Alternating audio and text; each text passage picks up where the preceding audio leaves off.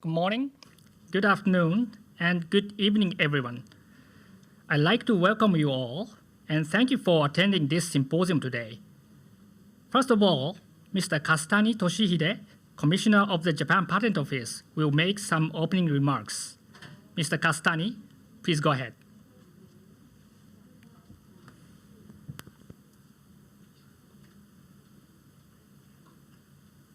Firstly, I would like to express my sincere appreciation for your participating in today's International Symposium on Intellectual Property, Initiatives to Solve Environmental Issues through WIPO GREEN. We are facing various difficult environmental issues, including global warming.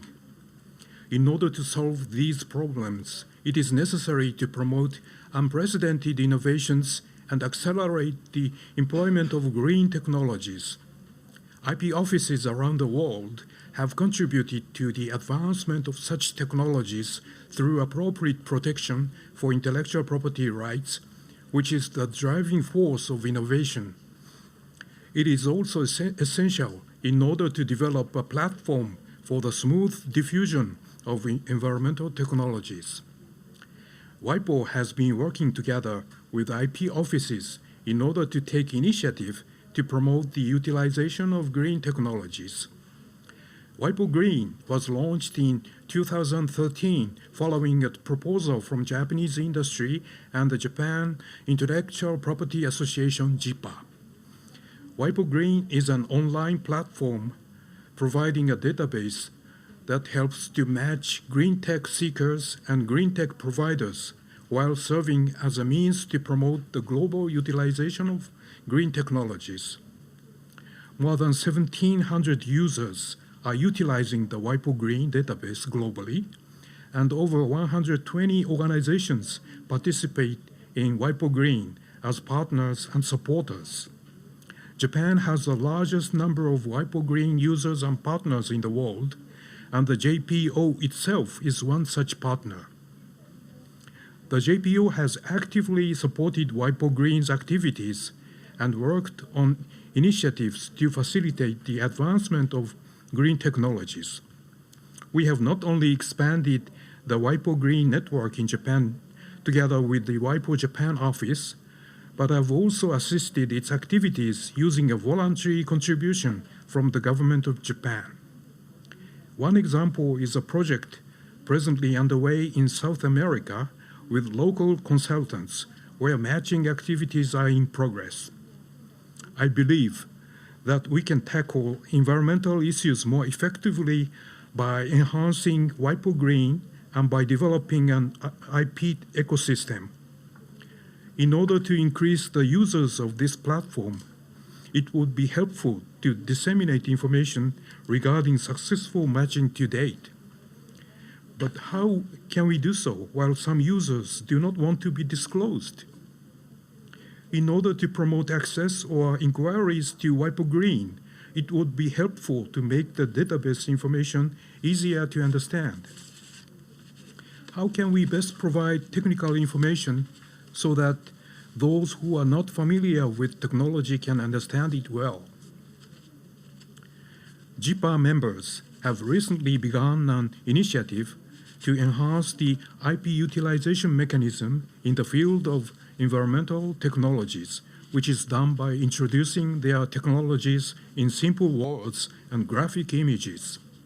They began streaming a video of the International Symposium of Green Technologies that focuses on clean oceans, which is an example of an initiative to create and disseminate the best practices of WIPO GREEN.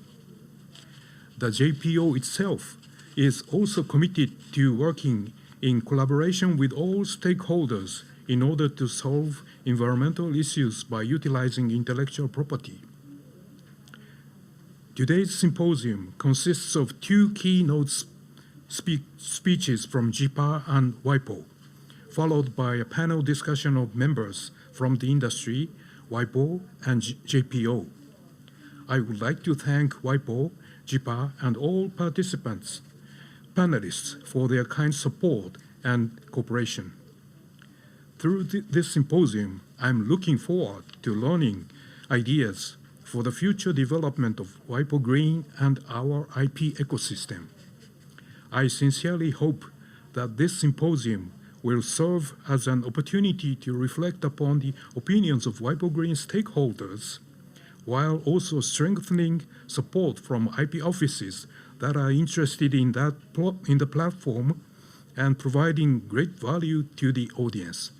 Thank you very much. Thank you very much, Commissioner Kasutani.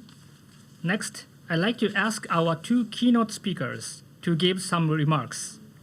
First, we have Mr. Sakuyama Masaki, Chairperson of the Japan Intellectual Property Association, addressing us. Mr. Sakuyama, please go ahead. Good evening from Japan. My name is Masaki Sakuyama. I'm the chairman of the Japan Intellectual Property Association, JIPA in short. I'm also the chairman of Mitsubishi Electric Corporation. It is my great honor to be given the opportunity to address the International Symposium on Intellectual Property today. Next slide, please. 次のスライドをお願いします。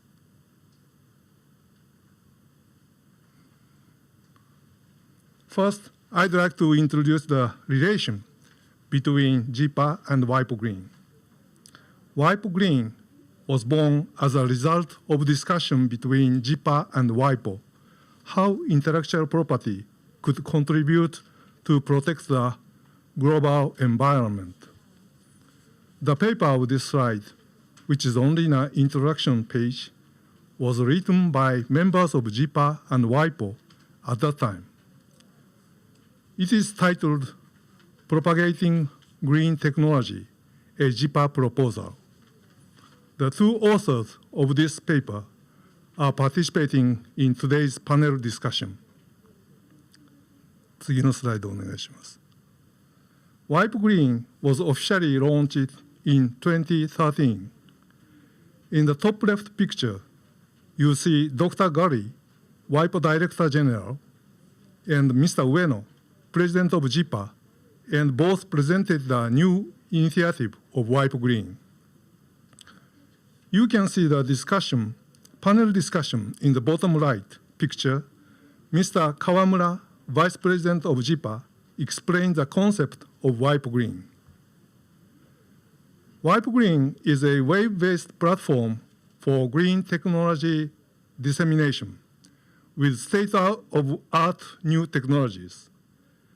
It supports global efforts to address climate change by connecting people with technology transfer mechanism using IP as a tool.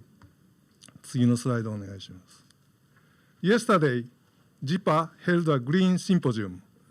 Just now, Kasutani-san introduced.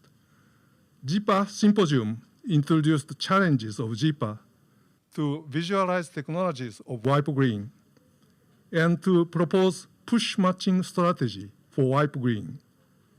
For this purpose, JIPA picked up the clean ocean issue, for example.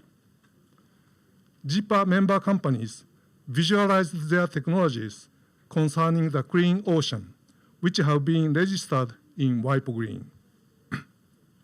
For the push matching strategy, JIPA invited Japan Clean Ocean Materials Alliance and a private initiative in US who is working against West Indies marine pollution. During the preparation for this symposium, one new contract has been agreed to use one of the technologies registered in WIPO GREEN. 次のスライドお願いします。Mitsubishi Electric is also a WIPO GREEN partner and has so far registered 8 technologies in WIPO GREEN. Recently, Mitsubishi Electric has registered a satellite observation technology.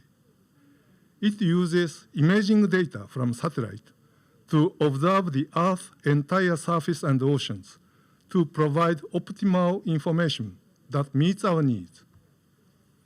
It can be used in various fields, including ocean monitoring, disaster prevention, land management such as agriculture, forest, development of urban area, and infrastructure development.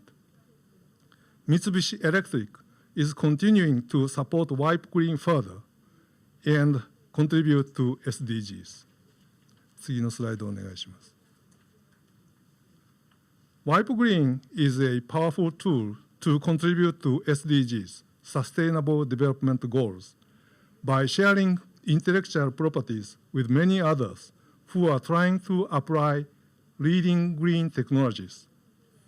I'd like to encourage all attendees of today's symposium to consider WIPO GREEN if you have a mind to contribute to SDGs. JIPA will continue to cooperate with WIPO for the development of WIPO GREEN to make it more and more effective for protecting our Earth. Thank you very much. Thank you very much, Mr. Sakuyama. Next, I'd like to welcome Dr. KWAKWA Edward, Assistant Director General of the WIPO World Intellectual Property Organization, to give his keynote speech, which he recorded in advance.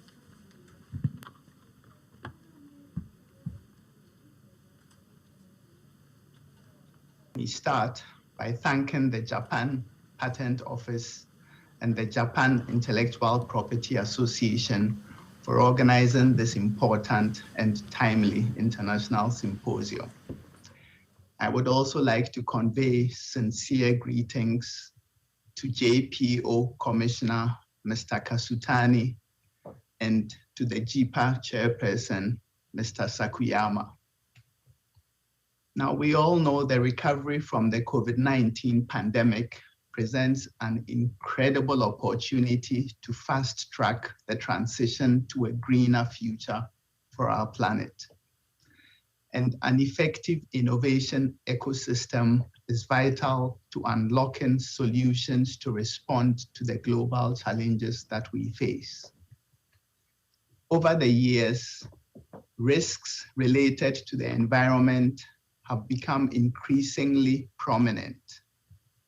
Indeed, in the 2021 Global Risks Report published by the World Economic Forum, environment-related risks feature very high. The list includes, among the risks that we face, failure of climate change mitigation and adaptation, biodiversity loss, natural resource crisis, and human environmental damage. The ambition to tackle major environmental risks is also reflected in the 2030 Agenda for Sustainable Development Goals, which was adopted in 2015 by all 193 United Nations member states, and which is also reflected in the 2015 Paris Agreement on Climate Change. Now, numerous calls for action, new policies, and action plans, such as the Green Deals in Europe and in the Republic of Korea, show that there is strong international momentum for change. It comes not a moment too soon. Indeed, perhaps it comes rather late, as the urgency of worrying trends that we can observe with our own eyes continues to mount. And we are referring in particular to extreme weather events, to water and other resource scarcities, and to the increasing numbers of displaced people as entire regions become too arid to sustain current human populations. At the same time, the changing policy environment and new economic incentives open up new opportunities for businesses in the green economy transition. sustainable business practices are becoming increasingly widespread. Financial organizations are evaluating or integrating environmental, social, and governance principles into their investment strategies. It is therefore a good time to turn ambition into action. Innovation and technology can help in the transition to a greener global economy. We need to find solutions to provide clean energy and to use it efficiently, to lower emissions and to produce less waste. Successfully changing our production and consumption patterns will require technology, it will require innovation, and it will require good old-fashioned change in behavior. As a specialized agency of the United Nations, the World Intellectual Property Organization, acronym WIPO, contributes to the Sustainable Development Goals by developing a balanced global IP ecosystem to promote innovation and creativity. This is also reflected in the mission of WIPO's new medium-term strategic plan for the years 2022 to 2026. The transition to a green global economy requires not only innovation, but also a focus on technology deployment across different industries. Many solutions already exist, but the diffusion, transfer, adoption, adaptation, and deployment of these innovations is too slow, and it is definitely not on par with the gravity of the challenges that we face. Quite often, there is a lack of information and awareness of the potential and feasibility of green solutions. Now, startups, industry, research, public organizations, and indeed financial actors need to work together to develop and deploy solutions.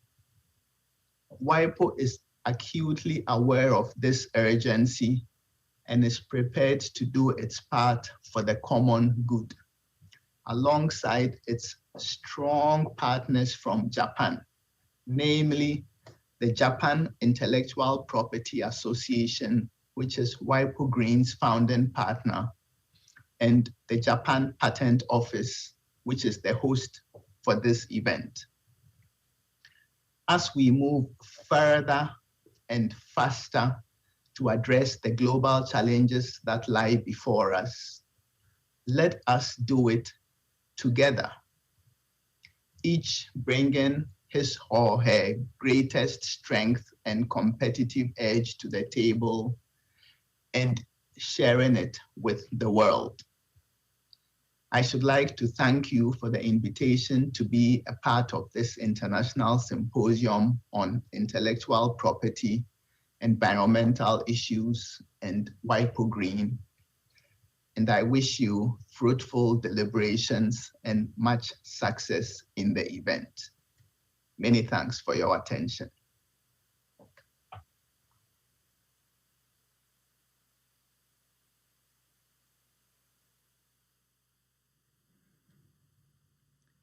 Thank you very much. Now, I'd like to move on to the panel discussion. Distinguished panelists, please turn on your camera. I'm Shimizu Yuki, Director of the Multilateral Policy Office at the Japan Patent Office, or JPO. I will be moderating this panel discussion. First, I'd like to talk about the background and purpose of the discussion, introduce the panelists for today's symposium, and mention the key points of the discussion. To this day, WIPO GREEN has been improving its services and steadily increasing the number of users by offering various initiatives. We believe, however, that WIPO GREEN will be able to continuously create more tangible results if a broader range of people participate in it. During this panel discussion, I'd like to share various initiatives and practical experiences in connection to WIPO GREEN and environmental technologies. In addition, I will discuss the future of WIPO GREEN.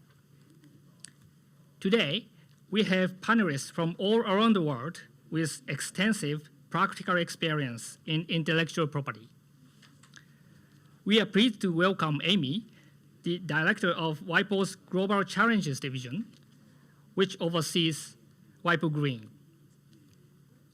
From Japan's industrial sector, we have now Executive Managing Director of the Japan Intellectual Property Association. From the United States, we have Yuichi and Cynthia. Yuichi is a partner at Osha, Bergman, Watanabe, and Burton, a Houston-based international intellectual property law firm. Cynthia is founder and head of the United States office of IP SEVA, an international network of IP professionals collaborating to develop new energy and environmental technology. From Europe, we are pleased to have Bertram, a principal of IP SEVA. He is an international intellectual property expert based in Germany. From Kenya, we have Edward, CEO of Kenya Climate Innovation Center, KCIC Group.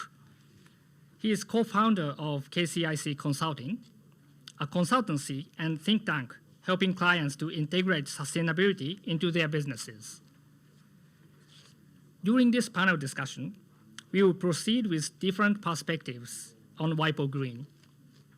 First, we will focus on the perspective of technology providers. Now, Yuichi and Bertram will talk about the situation in Japan, the United States, and Europe, respectively, which will be followed by the discussion. Next, we will move on to the perspective of technology seekers. Here, we will have Edward talk about the experience of the Acceleration Project, which aims to matchmake technology providers and seekers in specific regions. We will have a discussion on this topic afterwards. So now, let us kick off the panel discussion. To start off, Amy from WIPO will give us an overview of WIPO GREEN in terms of its past and future. Amy, the floor is yours.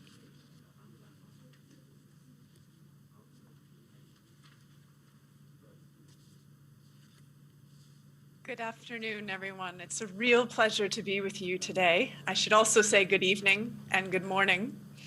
And I would like to thank Commissioner KASUTANI, Chairperson SAKUYAMA, Director Shimizu, my fellow panelists, and all distinguished participants. It's a real pleasure to be with you, and thank you for your time. Next slide, please. So my presentation today will cover, I just have one slide on WIPO GREEN, but I know you all know what WIPO GREEN is by now, thanks to yesterday's forum with JIPA and today's program. So I'll go very quickly on that. And then I have a slide that looks at WIPO GREEN's history, and then a few slides that look at WIPO GREEN's current situation. And then I'd like to spend just the last few moments talking about what WIPO GREEN's tomorrow could look like. Next slide, please. So I'm sure you all know by now that WIPO GREEN is a platform. It is a place to come and list information about green technologies that have been developed or are currently being developed, that are currently available on the market, or that their innovators wish to bring to market. It's also a space where people who are looking for those technologies and those green solutions can come to express their needs. It's also a place where we have other stakeholders in the green technology place come, for example, financiers, researchers, funders, governments, other UN institutions. So WIPO Green, in addition to being a platform, is also a community. And at the very center, what ties us all together is the idea of innovation based in intellectual property. Next slide, please.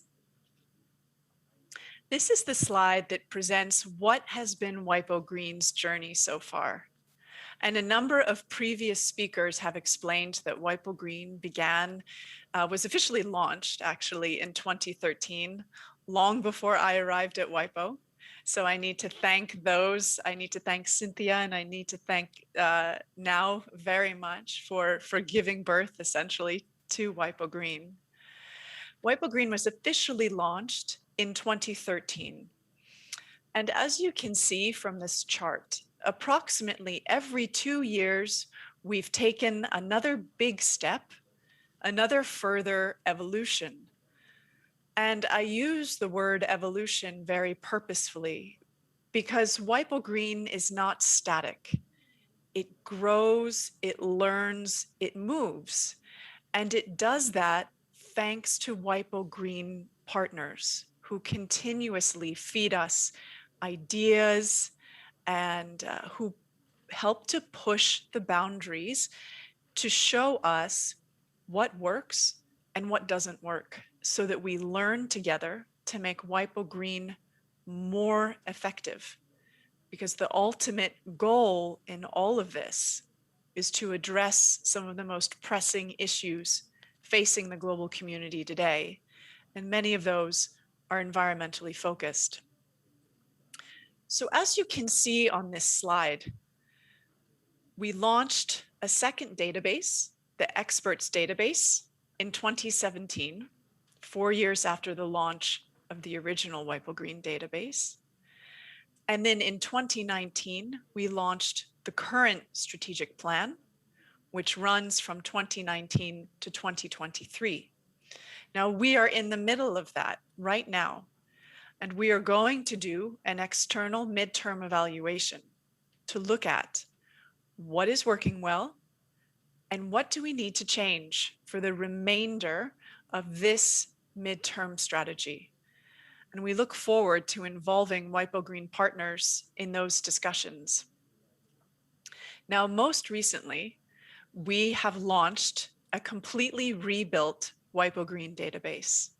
And for those of you who participated in yesterday's JIPA forum, you heard from my colleague, Peter Oksen, who has actually been leading the project to do the complete redesign and rebuild of the WIPO Green database. And I will speak more about that later, but just to let you know that we continue to release new features.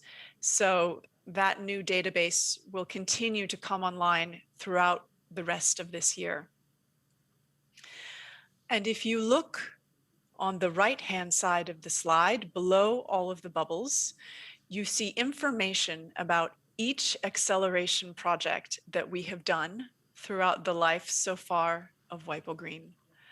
And what an acceleration project is it's when a member state expresses interest in having WIPO Green come to their country to work on a very specific environmental issue and to uncover technologies that can address that issue and needs within that issue, and to bring them together, to match them, and hopefully have resulting deals where the issue is addressed. Now you can see that in 2015, we had an acceleration project in wastewater treatment, and I believe that one was in Asia. The following year, there was an acceleration project on agriculture and water. I believe that one was in Africa. In 2017, the acceleration project was on water. That was global, and that was held as a global matchmaking forum in Geneva. In 2018, again in Asia, we did an acceleration project on energy, clean air, water, and agriculture. Last year, well, not last year, actually, in 2019 and 2020, and actually continues to this current year. So this is a multi-stage acceleration project on climate smart agriculture in Latin America.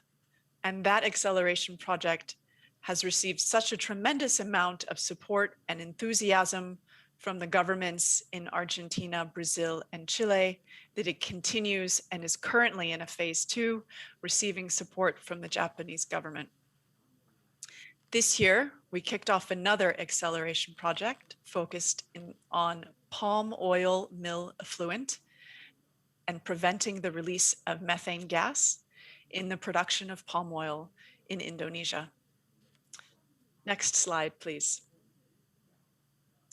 Now, this slide is all about showing you that WIPO GREEN had a tremendous year last year. Between 2019 and 2020, many of WIPO GREEN's key indicators jumped up by over 50%. So we had tremendous growth in the visits to WIPO GREEN web pages. We saw growth in subscribers to the newsletter. We saw 650 technologies uploaded to the database in a single year, which is quite a good year. We had more than 100 connections, which is potential matches. So that comes very early stage in the matchmaking process. A connection is when we identify a potential match. We saw big growth in partners, and that's thanks a lot to our partners in Japan. There was a tremendous effort in Japan on behalf of JIPA and JPO, as well as WIPO Office Japan. And we published 50 news items in a single year, which we think is also responsible for the tremendous amount of interest that we saw in WIPO GREEN in 2020. Next slide, please. This slide shows you the regional balance in WIPO GREEN's partners, as well as technologies, needs, and experts. The largest bubbles, which is the technologies, shows you that most of the technologies on the WIPO GREEN database are coming from North America and Asia. The partner bubbles, which are orange, show you that we have quite a good balance, but it's Europe and Asia that is the strongest in terms of joining WIPO GREEN and supporting WIPO GREEN as partners. The red bubbles are needs. You can see most of the needs coming from Asia and Africa, but there are also needs in Europe, Latin America, and Australia. And then finally, the yellow bubbles are experts. Those are registered experts in WIPO GREEN's expert database, and they're coming from all around the world. On the bottom of the slide, you can see the statistics about the number of registered users, technologies, and needs. And for those of you who are keeping track, you will notice that the number of uploaded technologies has more than doubled. And that's because in the latest improvements to the WIPO GREEN database, we have begun importing green patents from PatentScope. So those that are tagged as part of the IPC Green inventory, we have begun to pull them into the WIPO GREEN database. Next slide, please. This gives you some insight into who are WIPO GREEN's partners by category. Now you can see that we have a very good balance between NGOs, universities, business associations, government and regional organizations, multinational companies. But what this slide doesn't show is that most of WIPO GREEN's partners are coming from the supply side. And we really need to do a better job of pulling in demand side partners. So that is going to be a large focus for us in the coming years. Next slide, please. Regional distribution of users. Now, users are companies who have a registered WIPO GREEN account, meaning that they are able to upload technologies or needs to the database, but they're also able to contact those who they are interested in. So only registered users can do that.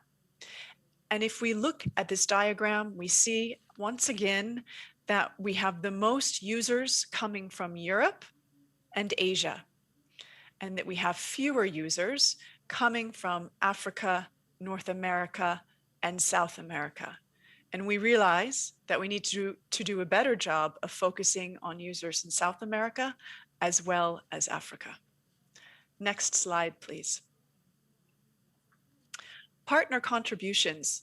This is very interesting because this shows the pie chart on the left shows you year by year what percentage of technologies uploaded to the database were coming from partners. And the chart starts in 2011 because that's when we began collecting technologies for the database. And if you look, you see that there was good growth in 2013, that it stayed pretty consistent, right around 10%. Then it fell off a little bit around 2017, stayed a bit lower, started to come up in 2019. And then in 2020, we had 30% of partners uploading to the database. And that's excellent. That's 300% growth. And what does that number show us? It shows us that WIPO GREEN's partners are becoming more engaged. And in 2020 alone, this is about 1/3 of the way through the year, we have 13% of partners contributing. So that's excellent. And that shows that we are roughly on par to match 2020. And that's great news. Now, the chart on the right shows you the different technology categories into which new technologies and new needs are being uploaded on the database. As you can see, we've actually seen tremendous growth in the products, materials, and processes category. Energy continues to be one of the leading ones, and we've also seen a lot of growth in pollution and waste and transportation technologies. Next slide, please. This gives you some insight into which of the categories have the most uploads on the database. And energy has been leading for quite some time now, but actually its lead is now a bit slimmer because we have seen tremendous growth in the technologies to address pollution and waste, as well as farming and forestry, and products, materials, and processes. So the good news on this slide is that the categories are becoming better balanced. Previously, it was very heavily weighted towards energy technologies, and now we're seeing many more of the categories gaining more attention.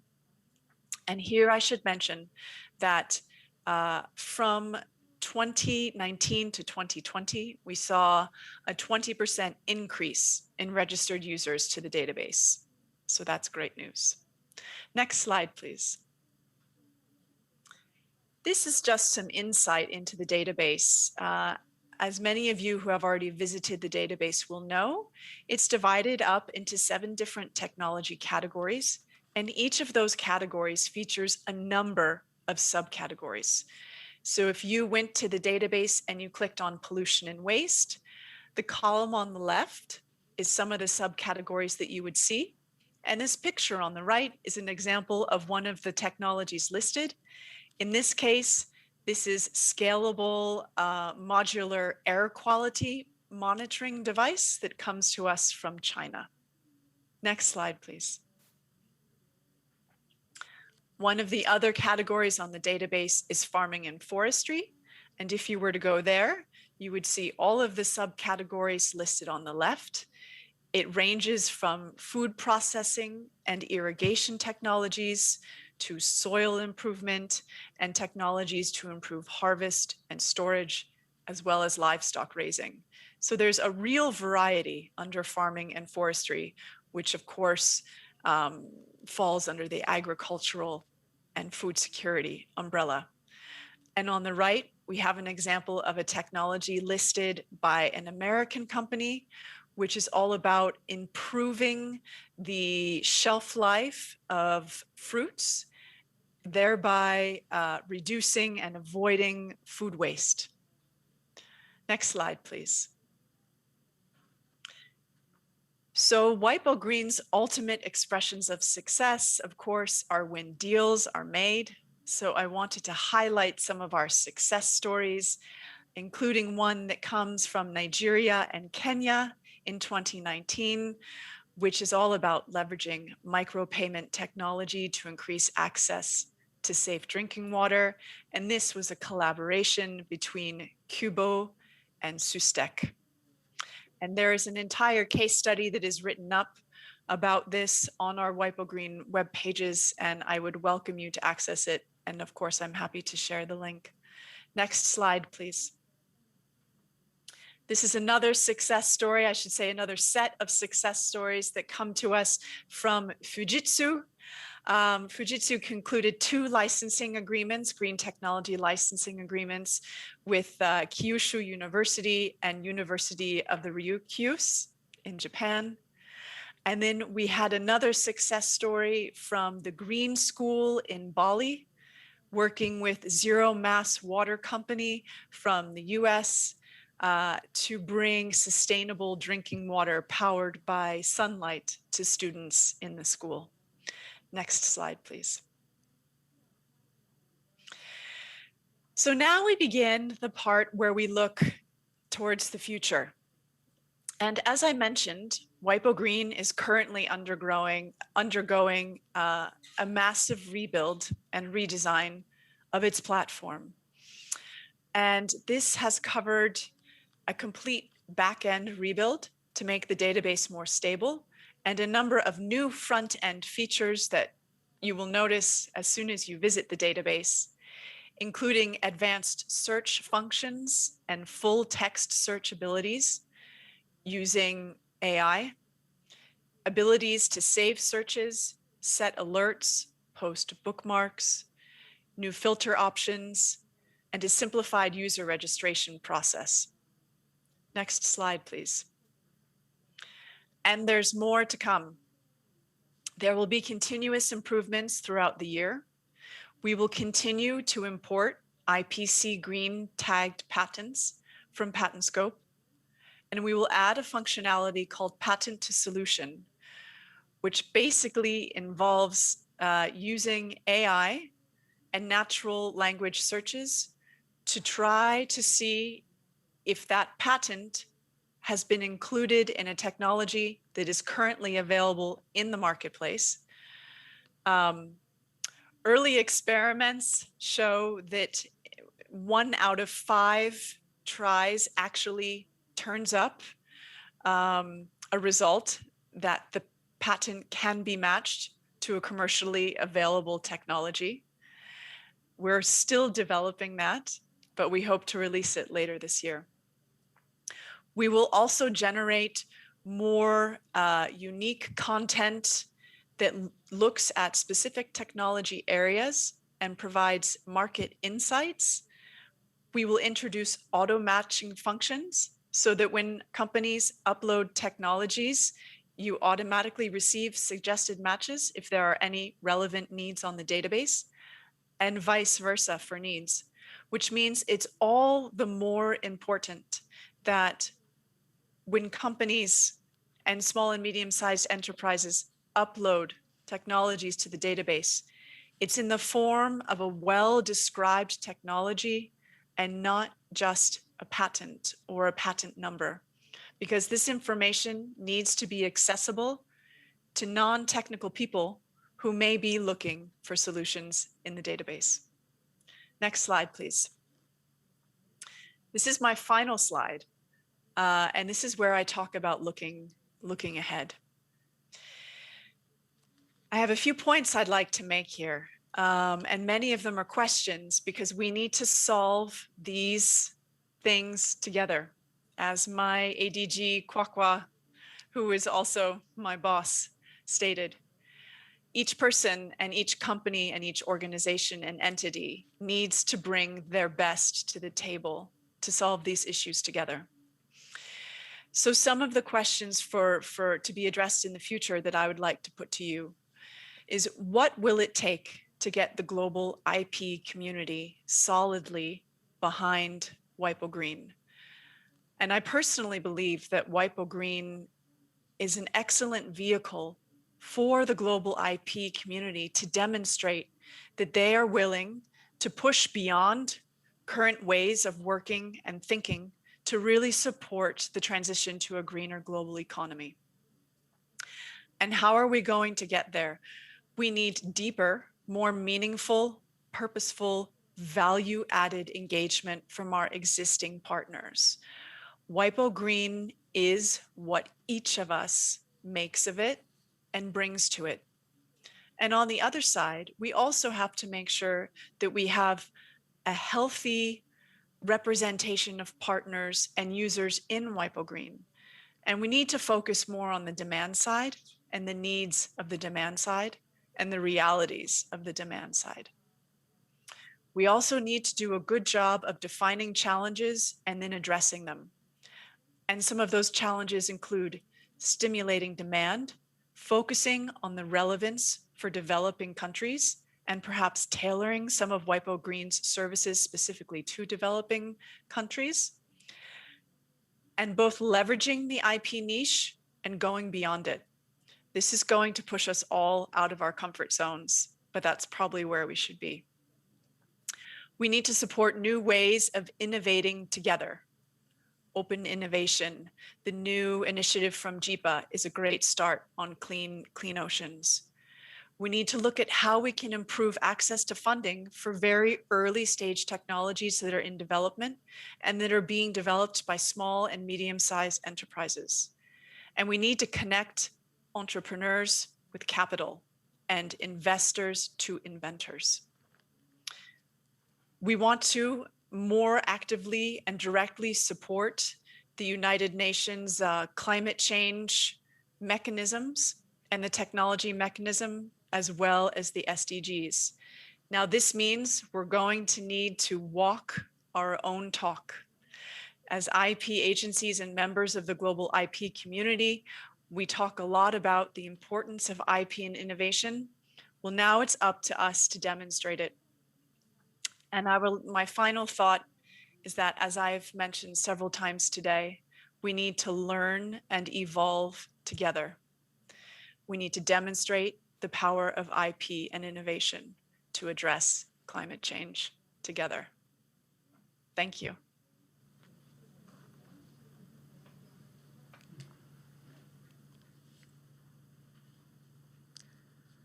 Thank you very much for your excellent presentation.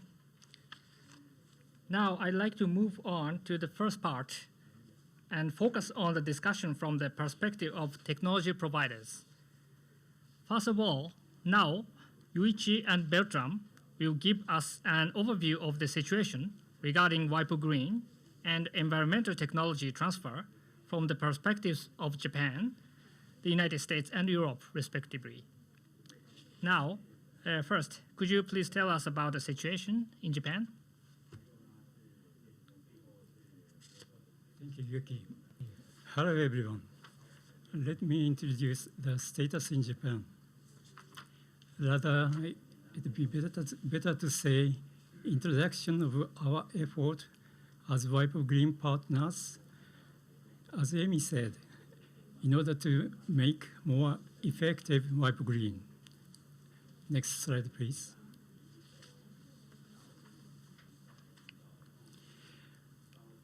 Brief introduction about JIPA. JIPA member is about 1,000 Japanese major companies. JIPA members' PCT application account for about 20% of all PCT over the world. It means JIPA members generate 20% of the new technology over the world, including green technology. Next, please. WIPO Green has supporters. They are called partners. There are over 100 partners in the world, and about 20% is JIPA members. And among the technologies in WIPO Green, about 20% is applied by JIPA members. It's easy to remember that JIPA has 20% of influence to the world technology. So as a partner, we looked at what JIPA could do to support WIPO Green. Next, please. Partners come from a variety of sectors, as Amy said. They are company, business entity, law firm, college, bank, government, and UN agency. If JIPA support WIPO GREEN as a business entity, what would we do? The answer is simple. As with normal business, explain our technology, find friends, and make a collaboration.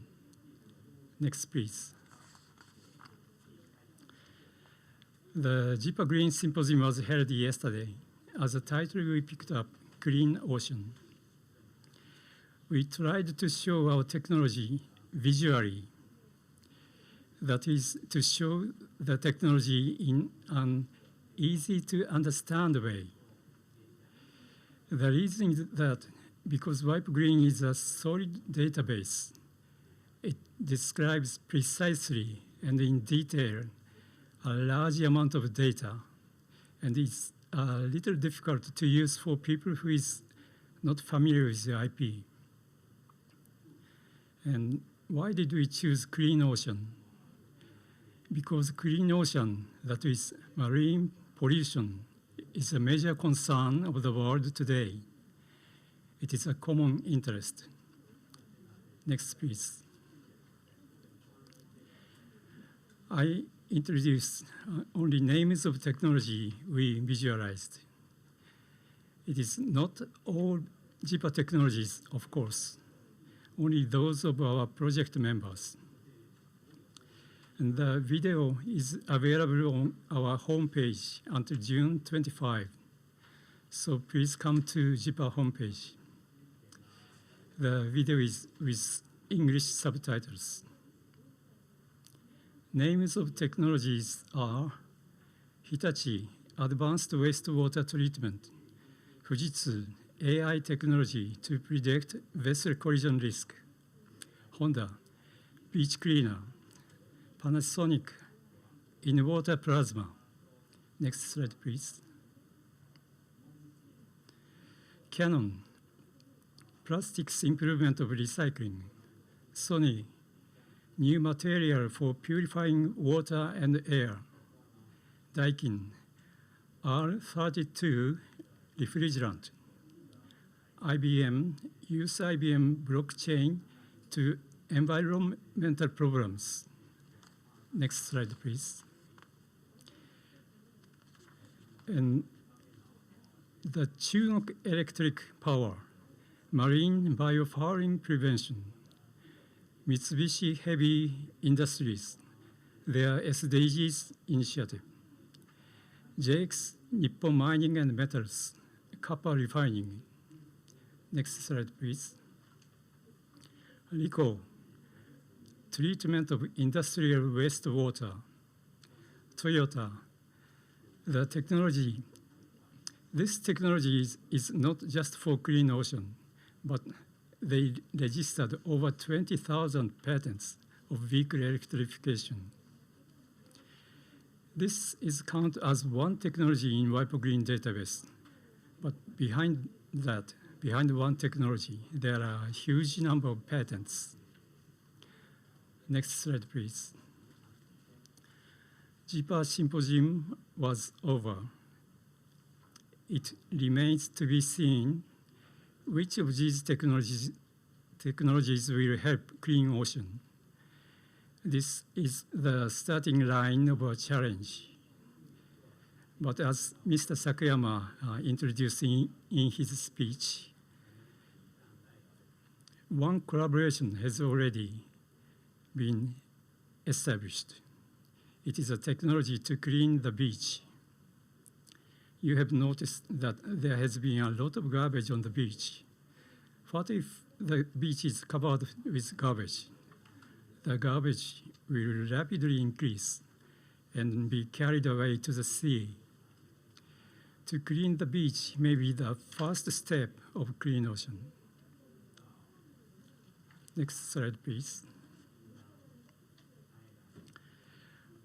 We have WIPO GREEN database. How effective it is depends on partners' ingenuity. It's a partner's work.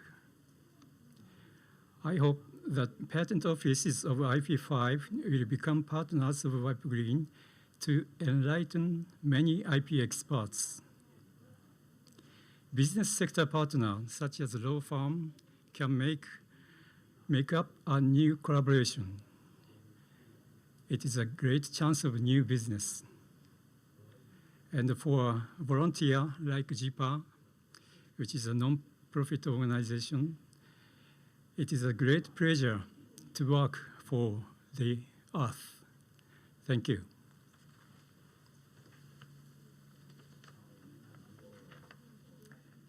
Thank you very much now.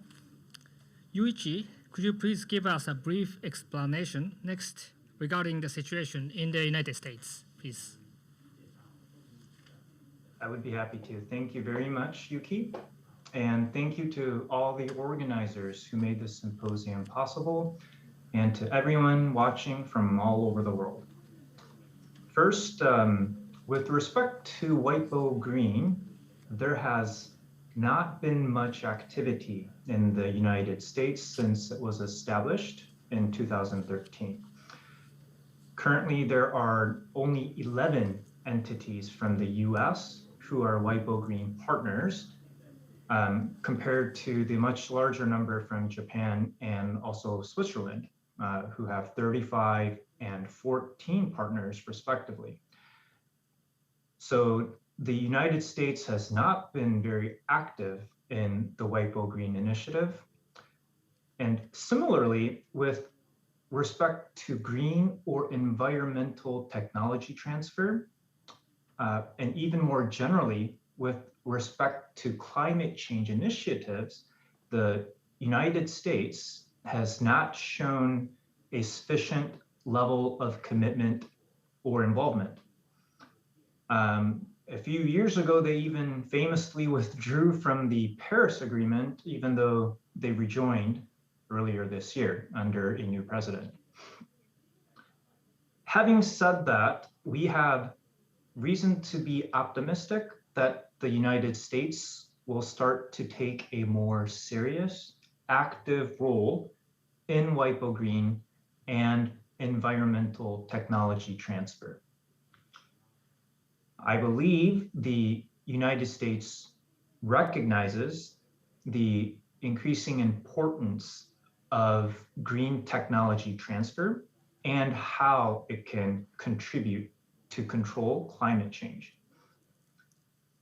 On the legislative side, the United States House of Representatives passed a new bill last year called the Clean Economy, Jobs, and Innovation Act, which seeks to promote the development of clean energy and promote the development and transfer of green technologies.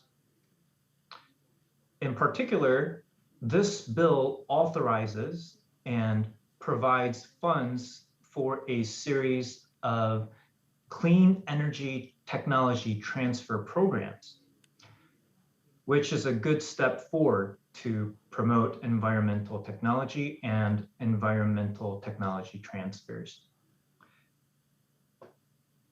With respect to WIPO GREEN, I will say that the American IP Law Association, or the AIPLA, which has over 11,000 members, they have shown a renewed interest in getting more involved with WIPO GREEN. In fact, I am currently speaking with the AIPLA leadership for AIPLA to consider taking a formal position with respect to WIPO GREEN and become a WIPO GREEN partner. So this may not happen very soon. It may be another year or two to materialize. However, there are positive steps that are being taken in the US. So in sum, although the United States has not done nearly enough up to this point to get involved with WIPO GREEN and environmental technology transfers, the United States certainly is taking positive steps to contribute more towards the WIPO GREEN initiative and technology transfer in general. Thank you.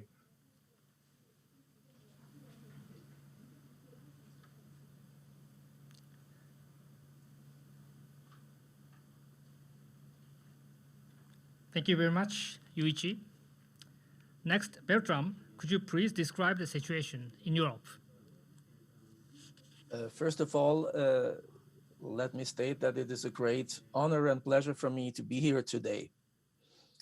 At the time WIPO GREEN was formed, the idea of bringing together partners from industrialized countries and developing countries met with great interest and sympathy.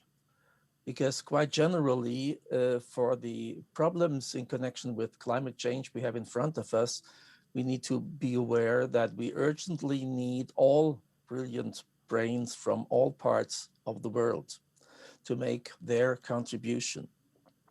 Over the years, then it appears that European industry was not making use of the possibilities of WIPO GREEN in sufficient abundance. As you could perceive earlier on that slide shown by Amy with the bubbles, where the European technology bubble is quite small. I think this is not reflecting fairly what technology is available from Europe. Also, offering patents alone in the way WIPO GREEN database may often not be sufficient. Instead, probably rather technology packages should be focused on by the offerers. And I firmly hope and trust that our today's discussion will help to even further increase the activities of WIPO GREEN. And personally, from a European perspective, I very much hope that European industry will be inspired by the example of our colleagues in Japan, which is so much focused and oriented in supporting WIPO GREEN. Thank you.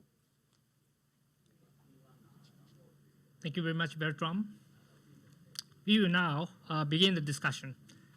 First, I'd like to ask now Cynthia and Bertram the following question. What challenges have you experienced until now in terms of transferring green technologies? First, now, please. I think in the case of limited area problem, people's concern is also limited. Of course, WIPO GREEN may support it. For instance, water supply to a local village. But it is often a matter of local politics or local industry.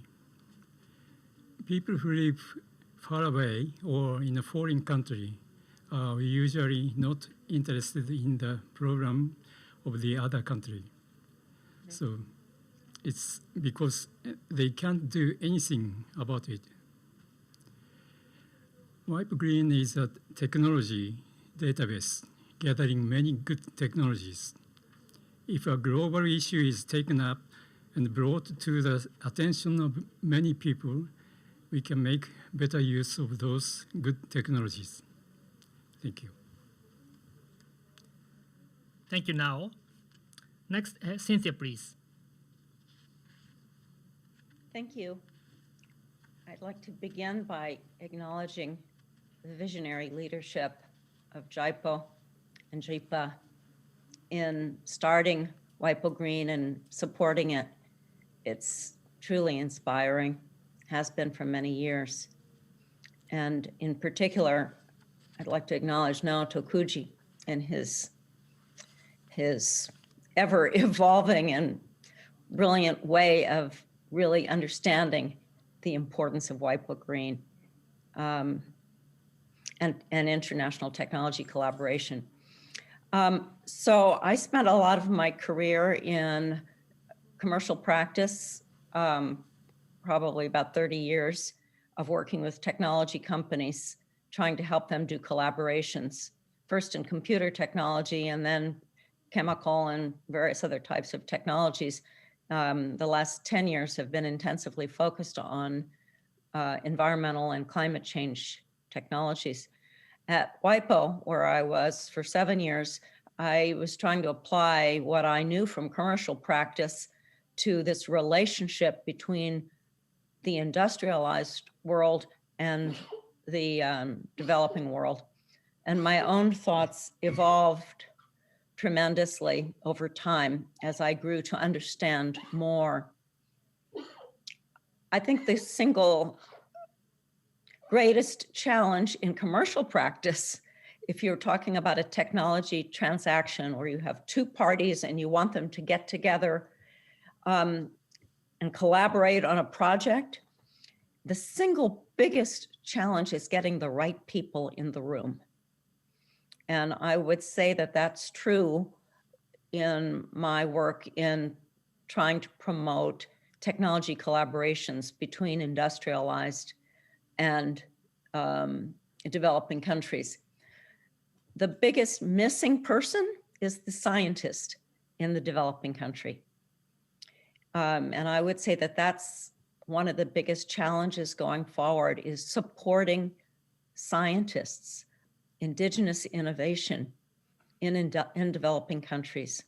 So if you think of it, the metaphor of contract negotiation is you're sitting around a table. Well, you have to have the right people at the table. So the scientist in the developing country is indispensable to technology transfer. I would say we have to start using the word technology collaboration, because it can't be a one-way sort of demand-supply relationship. In commercial practice in Silicon Valley, it doesn't work that way either. You don't have one party who owns the technology and the other one who wants to buy it.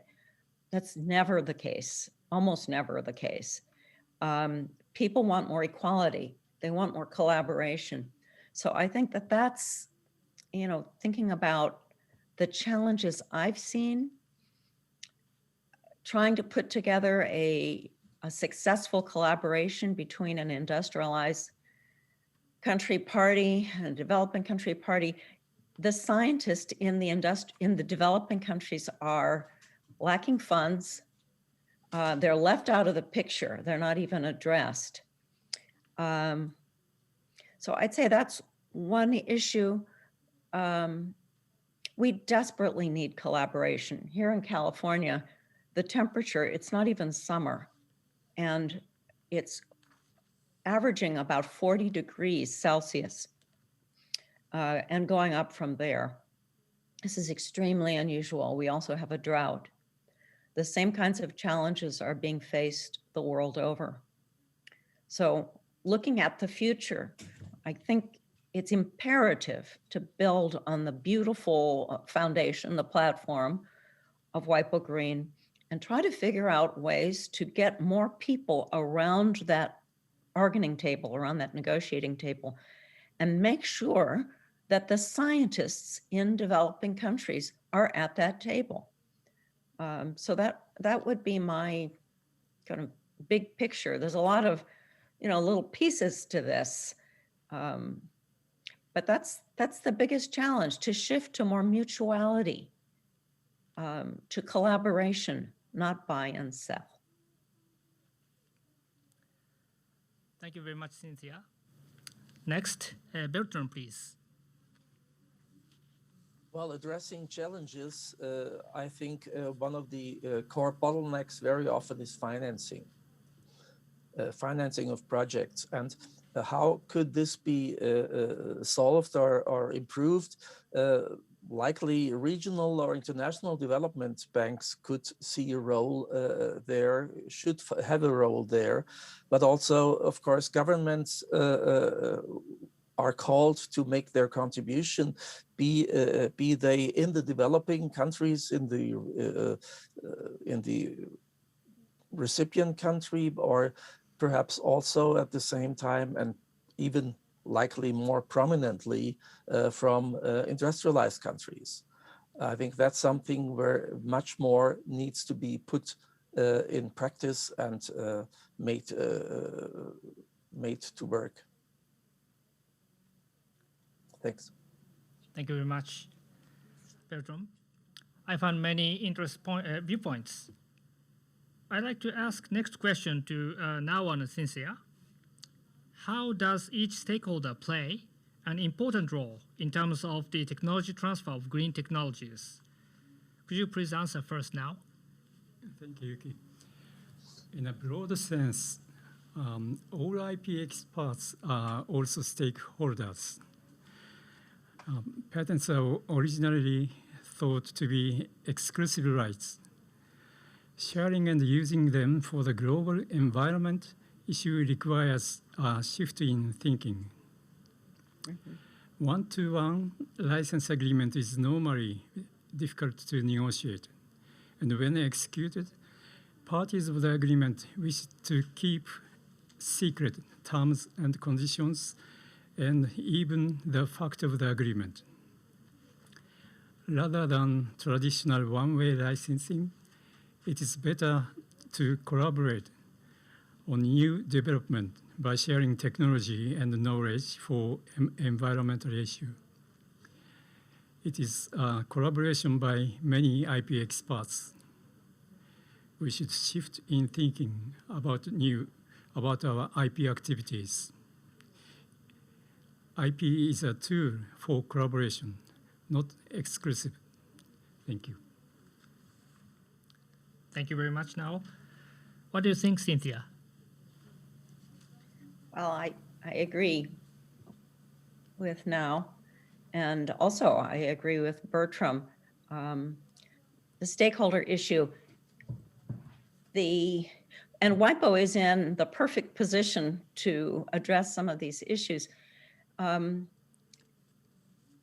Our systems in Japan and Germany and the United States work well when they do work because we have what they call the triple helix.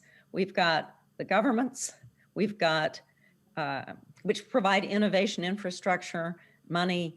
We've got universities, which provide the scientists, the technology development. We've got the Stanfords, the MITs, the Fraunhofer Gesellschaft. We've got Tokyo University, Waseda. We have all of these institutions that are financially supported. And we have business. And these three things are linked. WIPO, through its good work, has been promoting innovation support. We've got Marco Alaman now heading up this whole work on innovation. We have a director general at WIPO who's committed to innovation and understands innovation infrastructure and what that means. And Singapore, of course, has done tremendous work in this area. And Edward KWAKWA has been working in this area for a long time. So I think the stakeholder issue is about bringing everybody together in the room. I think Now talks about open innovation circles. That means reaching out to member states at WIPO to emphasize the importance of full participation in scientific innovation. So if you envision a scientist at a university, let's say the University of the West Indies, or let's say Makerere University in Uganda, or Chulalongkorn University in Thailand, are these people being supported as active participants in the IP system and in the science and technology and innovation worldwide system? I think the answer right now is no. By and large, they are begging for support. They are being asked to sort of do work for hire when they are involved at all. You know, Bertram uses this wonderful formulation: we have to bring all brilliant minds together if we want to accomplish anything. And I think that has never been more true. So stakeholders, the vision of stakeholders has to be broadened. development banks, they are not really involved, my observation, they're not involved in supporting technology, international technology collaboration. Developing country governments, understandably, they want to understand how IP is going to help with economic development in their countries. Understandably, they are skeptical. But I think we have to communicate the vision that IP is a powerful tool for economic development if you can be an IP owner, which means that your own scientists, your own people, your own businesses are fully engaged. They're not passive recipients. They are full partners. As one scientific minister once put it to me, he said, we want to be partners, not passengers. So if we want WIPO GREEN to really realize its vision, that definition of stakeholders has to be expanded. Thank you very much for very interesting comments, Cynthia. I think there are many various players around WIPO GREEN. Stakeholders are people with an interest in a possible transaction. WIPO GREEN and its consultants and IP offices are not stakeholders. They are facilitators. I heard of this word from Cynthia previously. And next, I'd like to ask two lawyers, Yuichi and Cynthia, how can facilitators such as private lawyers contribute to WIPO GREEN? First, Yuichi, please. Thank you. So there are many things private lawyers like myself can do to contribute to WIPO GREEN. But perhaps the most important thing that we can all do is to learn more and get more educated about WIPO GREEN and how its initiatives can actually contribute to climate change. So together, by doing so, we would need to trigger a more heightened sense of urgency with respect to climate change, and also work with the public sector to help develop and promote WIPO GREEN as an effective way to combat climate change. And to do so effectively, private lawyers cannot work by themselves or individually. We must work through established bar associations such as the AIPLA or other national or even regional associations and get them to take more action. And by a heightened sense of urgency, I would like to compare what is currently going on with the COVID-19 pandemic situation. Due to the heightened sense of urgency with respect to the pandemic, we have seen all parties, both public and private, get together to find a solution. And for example, the US Patent Office has developed and unveiled remarkably quickly a new initiative to provide a searchable database of patents and patent applications that are related to COVID-19 pandemics. And again, they have done this remarkably quickly and have worked with the private sector because of the heightened sense of urgency. And currently, that sense of urgency is still lacking in the private sector. So that, I think, would be very important for private lawyers to contribute. Thank you. Thank you, Yuichi. Next, Cynthia, please. I second Yuichi's comments. I would add that we lawyers our job in contracts is to find the win-win. That's kind of our job. Sitting at that table, that negotiating table, we represent clients who are usually scientists and engineers and then business people. And our goal is to do a contract, which means that, two people have actually found hopefully something that is mutually a project. It's not usually a one-way transaction. It's usually a collaboration that's going to take place over a couple of years. And we try to find the win-win. We use our technical skills. That is, we understand the clauses, we understand the words, we understand the patents, and we can parse through all of those things. But our goal is to find the win-win. And I think that's the best thing that we can do in these technology collaborations.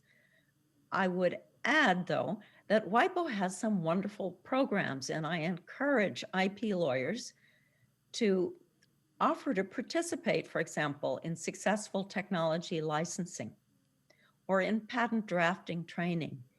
Go to developing countries, see what it's like, participate in these programs to help train people. These training programs that WIPO offers have been going on for years now, and you do have these burgeoning technology management cadres in places like Chile, which I visited a couple of years ago and had just wonderful technology managers. Ghana, Kenya, Southeast Asia, the Middle East, you have technology managers who are working in these areas. So for lawyers, it's a great experience to go and sort of be at that table and listen and hear to the kinds of challenges people are having.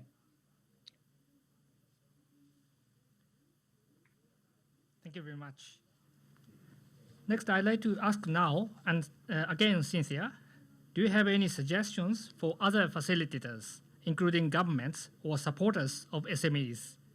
First, now, please. Thank you, Yuki. Suggestion for other facilitator, including governments. Facilitators of WIPO GREEN are mainly partners, including company, law offices, and government office like JPO, Japan Patent Office. I think many partners of WIPO GREEN still seem to be wondering how to work as a partner. If a government like JPO is a facilitator, if make a plan on a special global issue that is easy to participate in for everyone or many people, it will be effective, I think. And supporters of SME, support for SMEs is primarily financial, and environmental measures can be new business for SMEs. So finance is very important for economic activity of SMEs, and even more important for environmental issue. And it is encouraging that some banks are already partners of WIPO GREEN. Thank you. Thank you. Next, Cynthia, please. The development banks, as Nao has just said, are potentially tremendously important. Developing country governments need to be included. I think one of the challenges that I've observed is small to medium enterprises are not linked with research institutions often in developing countries, which gets back to my theme that the scientists, the engineer, these are the people who make technology collaborations. I think it's a kind of fictional idea that you can take a small and medium enterprise that is not research-based, that's not scientific, and then take a technology and kind of stick it onto that SME. You need to have the whole picture, which is the scientists and engineers on both sides.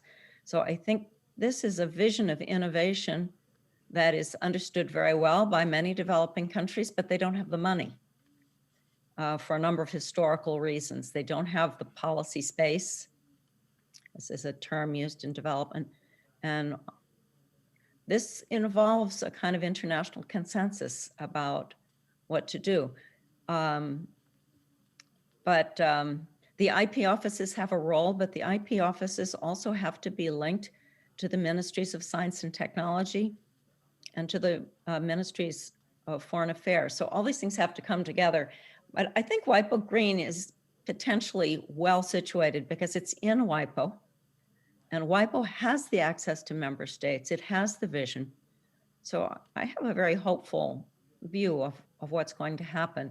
I just think bringing in the development banks and getting a common vision of what is supposed to happen would be very helpful. Thank you very much for various interesting answers. As a summary for this part, I'd like to hear from WIPO. Amy, do you have any comments on previous observations by other panelists? Amy, please. Thank you, Shimuzi-san. I will be very quick because I really am interested to hear what Edward has to say. So I'm just going to make two super quick points. The first one is on the development banks. So I'm not going to name names. We have spoken with almost all of them. And I will tell you only one of them has been truly receptive. I'm not going to name names, but the other ones have been surprisingly uninterested. So I think that in itself is a bit of a head scratcher. I have my own theories, but I'm not going to share them. And then the second point I wanted to make, and this is a very personal observation around this idea of the sense of urgency that Yuichi brought up first, and it's Cynthia echoed in her comments. And I have to say, and this again is coming as a personal observation, I came into WIPO only 3 years ago. And before then, I was not in the IP space. I was in the development space. I was working in water and sanitation. I was working in health. I was working in immunization. I was working in gender. And those are all kind of orbits where there is this consensus on the sense of urgency about climate change and how climate change is related to all of the areas that I just mentioned before: the health, the water, the sanitation, the gender, the development, the human rights. And so I'm new to the IP space, and coming into the IP space, into the portfolio that I came into, which is to deal with global challenges, mostly climate change, food security, and global health, I was struck by the fact that there seemed to be no sense of urgency. There was almost a sense of curiosity about, well, what does this have to do with that? Well, why would IP look into, why would we do, And I was just so struck by that because we're all living on the same planet. We're all part of the same global community. Many of us are at least in similar orbits to a lot of these big global issues. And I was just so surprised that there was this lack of a sense of urgency in terms of, and of course there's some exceptions, but the IP community has such a tremendous potential using innovation as a vehicle to really help to address these things and to speed up these green technology transitions and to find a way to support collaboration. I mean, IP already supports collaboration, but to focus on that even more. So I'll finish my comments there, and I have some more to conclude, but later at the end of the panel. But I just really wanted to pick up on this idea of this lack of this sense of urgency and about, it's all kind of all about what room you're in. And it's so interesting for me to now be in the IP room and to see those conversations even just beginning to dawn that happened in some other rooms 10 and 15 years ago. So I will stop there. Thank you all very much. Now, I'd like to hold a discussion from the perspective of technology seekers. First, let us start with Edward, who participated in the 2016 acceleration project and who will share with us his experience. Edward, the floor is yours. Thank you so much, Yuki, for the opportunity. And may I say all protocols are observed. You know, by the time WIPO was being established, that was back in 2013, 2012, I was on my side struggling here in developing country, if you like, in Kenya, because I had gotten this information, you know, that my mother was diagnosed to be 50% partial blind. And the reason for that was because of the technology, if you like, to use that word technology, that she was using for cooking was a dirty technology, in the sense that 80% of what she was doing, she was using wood fuel as the source of energy. That unfortunately was not very good news. And I embarked on a journey to try and determine what technologies and innovations that can be able to help people within developing countries to resolve some of their challenges. And those challenges will be from cooking, it will be about energy, it will be about farming, it will be about water, it will also be about waste management. And I established Kenya Climate Innovation Center as an incubator and accelerator, you know, to accelerate ideas around climate change, where we bring private sector to start figuring out what solutions can they provide to the day-to-day challenges that human or livelihoods in this part of the continent were facing. I tell you, it didn't take a lot of time for me to realize, you know, the challenges that I was facing. Those challenges are in terms of technology. I really like what Cynthia is saying, that the scientist is missing. You know, it was about the right technologies that can be used.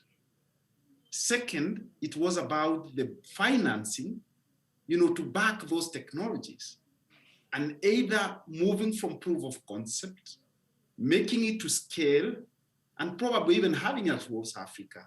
That financing is not always there. The third challenge, and I think this is the elephant in the room, is also about, from our side, the issue about enabling environment. We normally say innovation is always ahead of policy. And many a times, people will figure out the right technologies, but unfortunately from this part of the world, they cannot put them into the market because of that challenge of the policy. And that leads to me to the fourth point, which is also about the market. You know, we keep on saying there is a gap, there is a need for these technologies, there is need for these solutions. But still we haven't capacity built, we haven't, you know, created awareness. You know, for instance, in the villages, to say, if you cook using wood fuel, before you know it, soon it will be a challenge health-wise.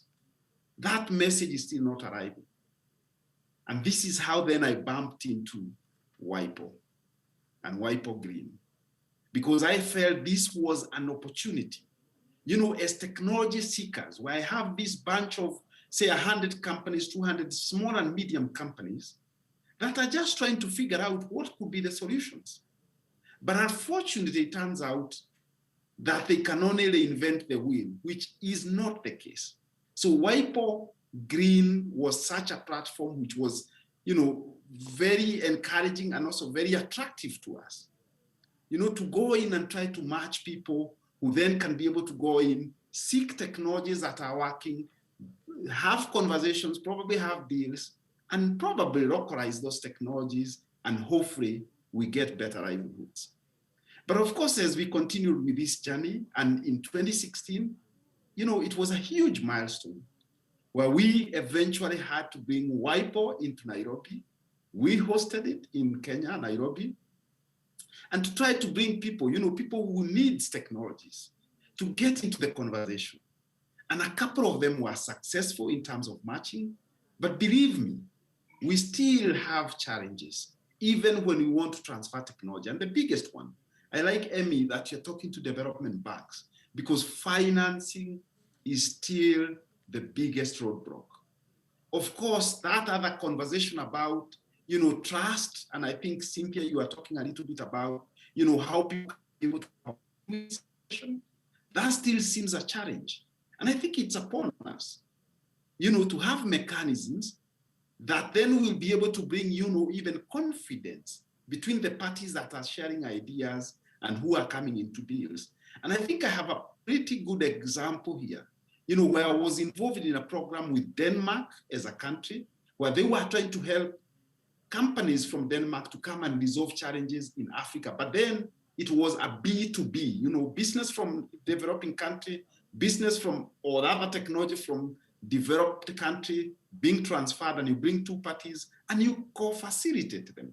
May it be about financing, may it be about capacity building, and eventually that technology will be able to succeed. And I also believe that, and I have seen it, in the last 3 years, the listening that have been done by WIPO, and specifically WIPO Green and the new platform. All these partners that we are saying is not only about technology seekers and technology providers, it's also about enablers of technology transfer. This is where finance, this is where lawyers come in, this is where policy come in. It becomes very useful. The second thing that I've also seen, is the friendliness of the platform now, where you can go in and be able to draw very quickly what makes sense for you. And I think that's also a very critical element. And also, Emmy, this kind of numbers you are getting is also because of the awareness you are creating. Because I tell you, friends, if we are going to succeed, we must be able to create awareness and say this thing exists. There's no need of you reinventing the wheel, whereas there's somebody who have a technology which you can be able to bring and transfer, and eventually we can have some results to it. Also, to succeed, we need to show the successful cases. Unfortunately, from where I am, we have many doubting Thomases, if you like. And for these seekers to be able to appreciate it, they want to see real cases, cases that then would make them, to shift their thinking, and hopefully they can go in and be able to get engaged. And finally, the matchmaking. Sometimes we have to host these people, and you force them by bringing them, hopefully after COVID, you bring them into physical spaces where they can be able to have conversations, they can see for themselves, but also they can be able to build the trust. And this way, we will be able to have more technology transferred, and we will have better livelihood within developing countries. And I think it will be a win-win for all of us, as well as our climate. Thank you. Thank you very much, Edward. Very interesting observation. I have one additional question. Once you have some technology collaborations, it should be kept. I'd like to ask you, what are the practical tips for sustaining technology collaboration? I think one big tip as far as this is concerned is how you can be able, to demonstrate what Cynthia was calling the win-win. I think she also went ahead and said, well, we are not passengers in the bus. So for those who are seeking technologies, it's not about, them being passengers in this particular bus of technology transfer, and meaning that they are paying for it. It must also be a win-win where both parties can be able to see what is accruing, the benefits. And if we can be able to do that and show that clearly, I think we'll have more. The second point, and I also retaliate a point that I talked about, is the issues of trust, which is also related to win-win. And this issue of trust, where, for instance, I give an example, this partner from Japan, working with a partner in Kenya, there must be high level of trust. And we, as the enablers, we can be able to build that in terms of the contract that we are signing, in terms of the orientation that we have given them. And that way, then we build that trust. I think that thing is obviously looking at the various enablers, financing, I talked about market access and how they can be able to access markets, and also the policy side of things. You know, what I call enabling environment at the local level, where we say, yes, this is a technology, and the partners can be able to take it one step to demonstrate and to give evidence, you know, for instance, to policymakers. And those policymakers then can be able to change rules, which then facilitate the transfer, but at the same time help to benefit more and more people to acquire the technology. That would be my take in regards to that. Thank you very much, Edward. For this symposium, WIPO kindly provided video footage of people currently involved in the WIPO Green Acceleration Project in Latin America. The video is now available as related video via YouTube Live and will be available at the webpage for this symposium.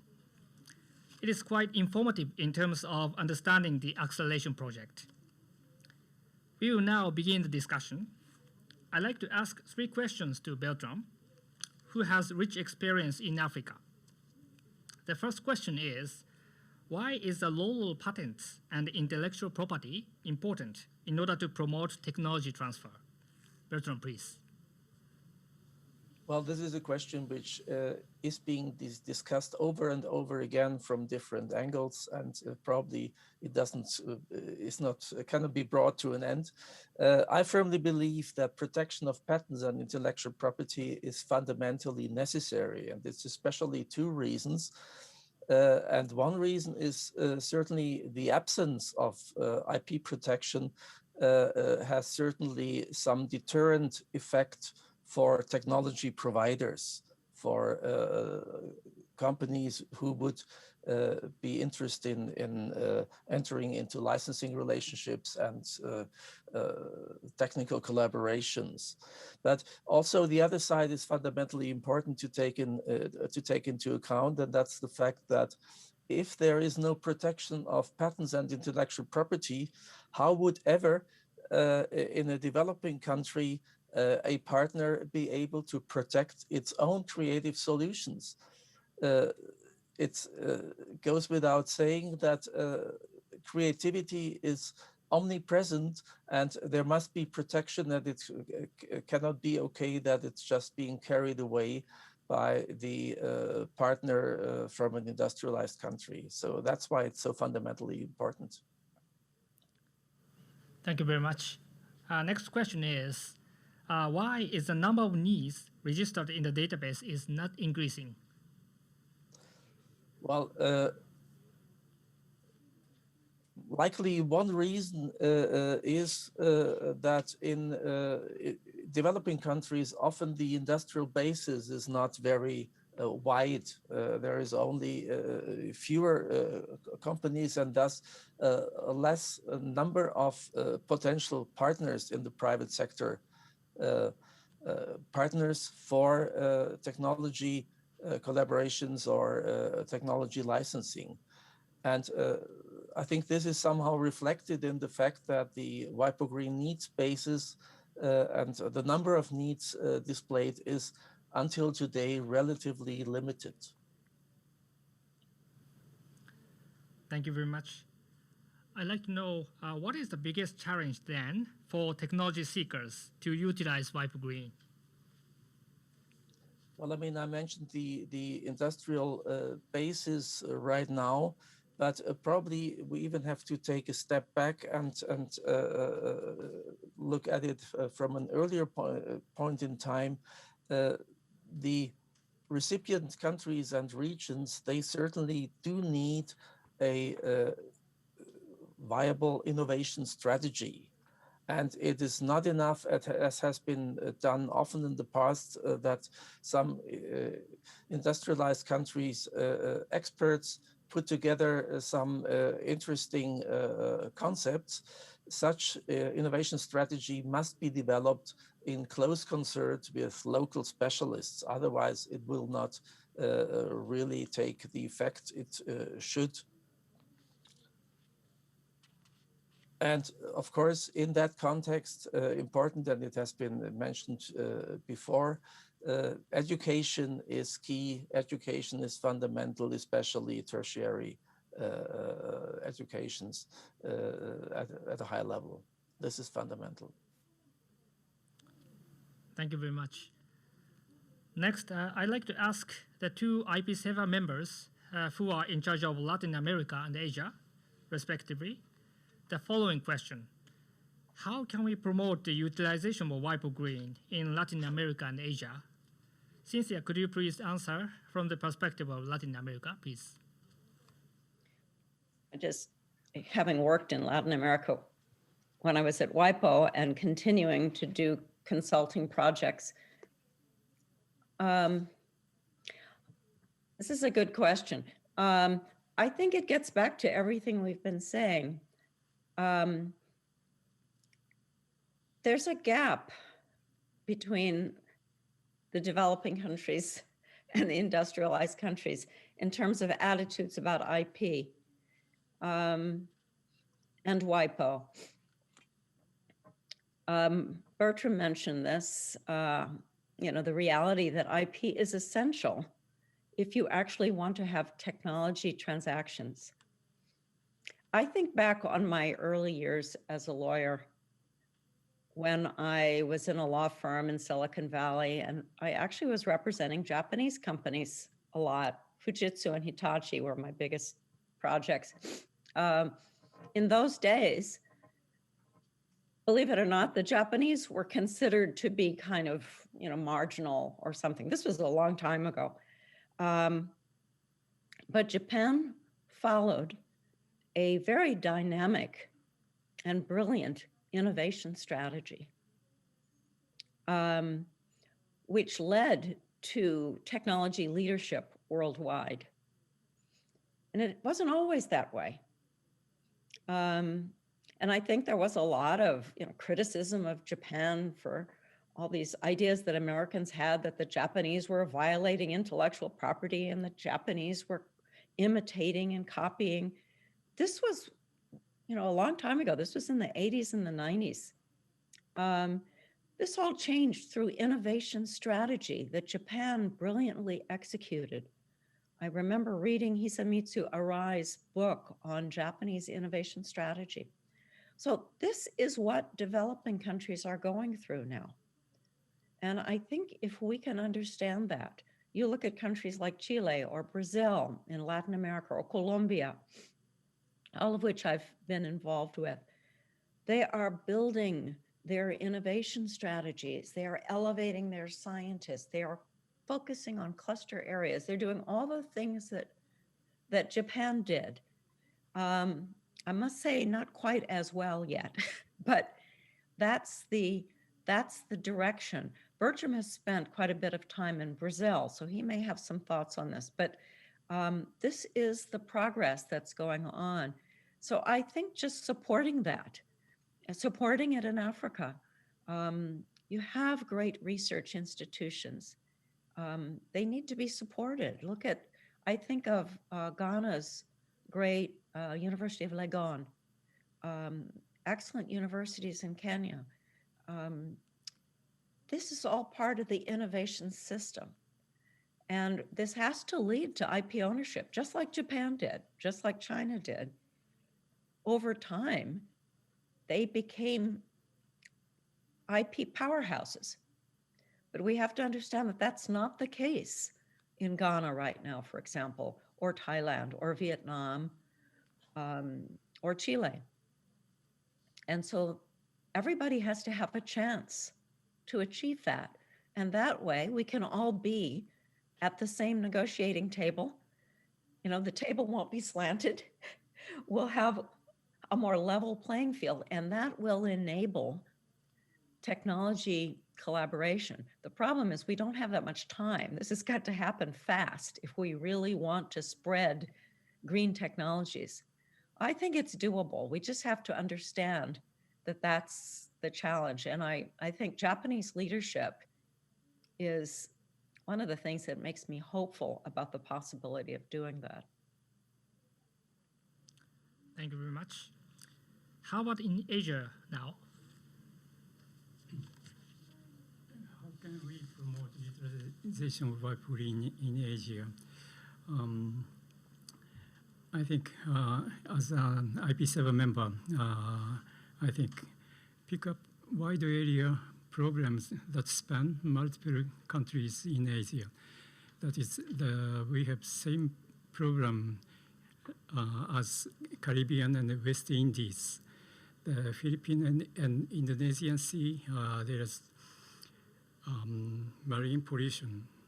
And Mr. Sakuyama introduced in his speech that the technology using satellite observation information of Mitsubishi Electric has been registered in WIPO GREEN.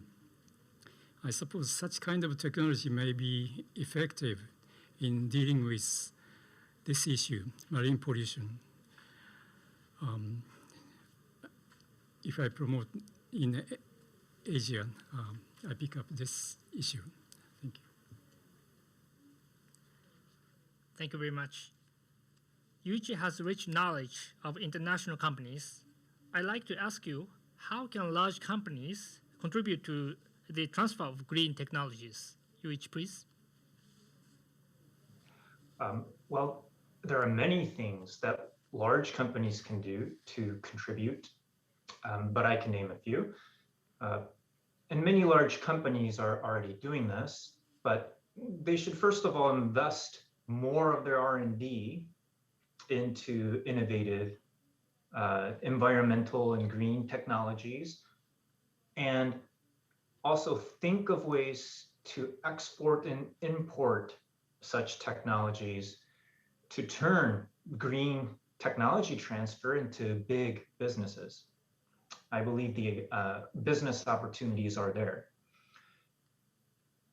Additionally, large private companies can contribute by strengthening their relationship with local and national governments, research institutions, and academic institutions, and exert their tremendous power and influence to promote new policies and programs aimed at combating climate change through the transfer of green technologies.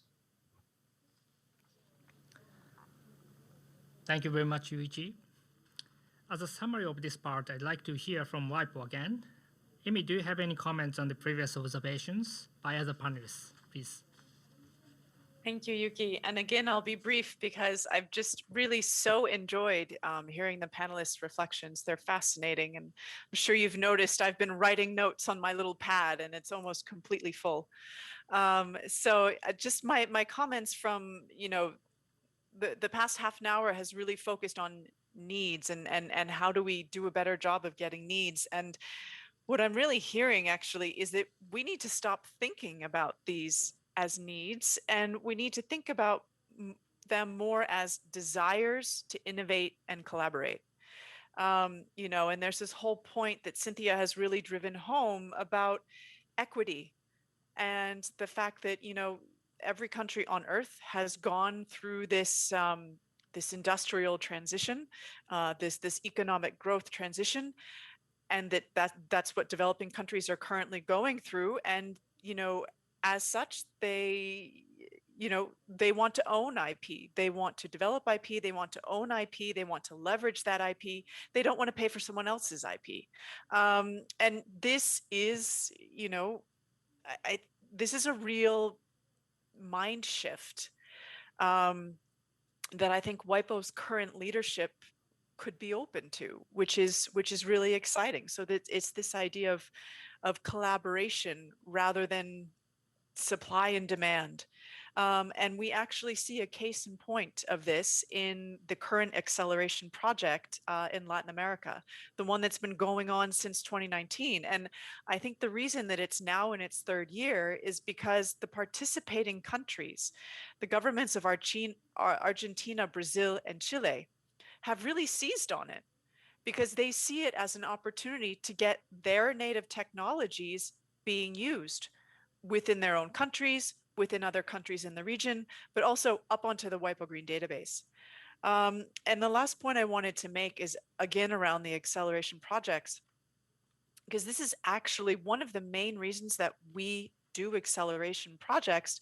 And they're actually some of the most labor intensive, time intensive, budget intensive parts of WIPO Green, is because that is still where we get the vast majority of our needs.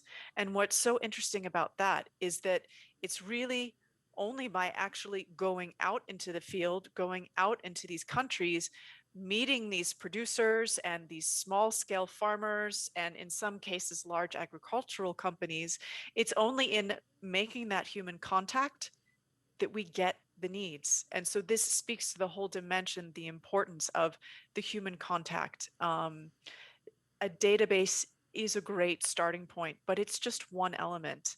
And at the end of the day, human nature, you know, the world runs on trust, on relationships, on face-to-face. And that is still very true, even for WIPO Green. Thank you very much, Amy. And thank you all very much for very interesting discussion. We are almost at the end of this today's symposium.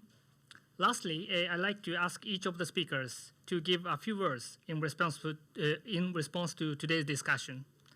First, Edward, please. Thank you so much, Yuki. And for sure, from my perspective, I think this is history in the making, in the sense that I have this, theory that everything good takes between 5 to 10 years to come through. For sure, we have seen WIPO. This is probably, the 10th or 9th year that is in the making. And the changes that we have seen, truly, it is making itself, to be that gateway, that linkage gateway of technology. And I think Amy and your team at WIPO continue listening to us, bringing all the partners together and sharing, because this is the way we can be able to shape it. And with it, we will be able to resolve many challenges, including the key one, which we are facing here with WIPO Green, which is the climate change issue. So it's been a joy, and I really thank you all for listening to me. Thank you. Thank you very much. Next, Yuichi, please. Yes, thank you. I would like to express my sincere thanks to the JPO, JIPA, and WIPO for organizing this exceptional symposium. And thank you to everyone who attended to help make it successful. I also want to thank my fellow panelists, Edward, Nao, Amy, Bertram, and Cynthia. Your comments were all so insightful, and I learned a lot today, so thank you. And also, Shimi-san, thank you for your extraordinary efforts to bring us all together. You're an excellent moderator. It is truly a wonderful honor to have been part of such a distinguished group and event. Thank you. Thank you very much. Next, Cynthia, please. My comment is just thank you to JIPO and JIPA for organizing this. Thank you to WIPO for being so open and for sharing so much, for having such commitment and working so hard to have a successful result. And thank you to my colleague, Naoto KUJI, who has always been the visionary, the thinker, the leader. Thank you very much. Next, Bertram, please. Well, it is probably impossible to summarize the abundance of very interesting contributions over the past 2 hours. So let me just say this, in this present stage, we have to tackle with climate change, and this is as urgent as it never was before. And even when I'm repeating myself, I continue to believe that we need every human around the globe who is brilliant and competent to make his contribution, and we cannot limit this to only a number of countries. And I trust and believe that WIPO Green can help bringing parties together for this very purpose. Thank you very much, and again, it was a great honor and pleasure to be here today with all of you. Thanks. Thank you very much. Next, now, please. Thank you very much, Yuki, Amy, and Mike Green. When I spoke with Mr. KASUTANI about WIPO GREEN 2 months ago, it was decided that the two symposiums, JIPA and JPO, would be held in a linked form. I consulted with Mr. Sakuyama, and he said, let's do it. Since then, to prepare for that, it's been a hard days for us, for Yuki and his colleague, and for me and my JIPA colleagues.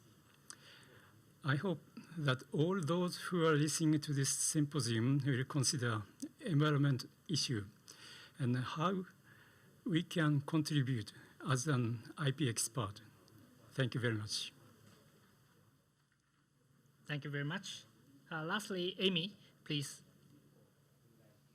Thank you, Yuki. So like everyone else, I will just say tremendous thanks to everyone who has participated and prepared for today.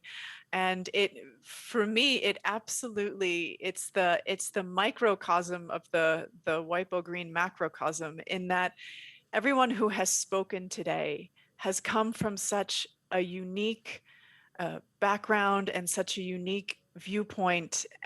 And when we mix them all together, we get this incredibly rich discussion.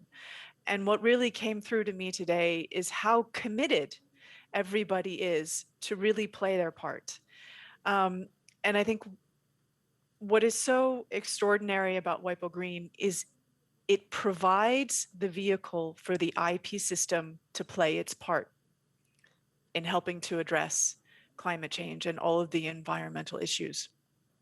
But we have to be courageous enough to jump on. It's thanks to JIPA, and thanks to Cynthia, and thanks to Now that this vehicle exists. But now we all have to kind of have the courage to get in there and take the journey together. And it's going to push us out of our comfort zones. And it's going to require not only professional commitment, but also personal commitment. When I think of the hours that I have spent on WIPO GREEN, it's truly mind-boggling. But it's because it's what keeps me awake at night. And it's one of the reasons that I so enjoy doing what I do. So very big thanks to everyone, and very big thanks especially to JIPA and JPO for your tremendous support and vision. Thank you very much. I would personally like to thank all of the speakers today and many supporters of WIPO and JIPA for making this such an interesting discussion. This concludes the panel discussion and today's symposium. Then, I'd like to thank all of you for staying with us until the end. Have a nice day and have a good night.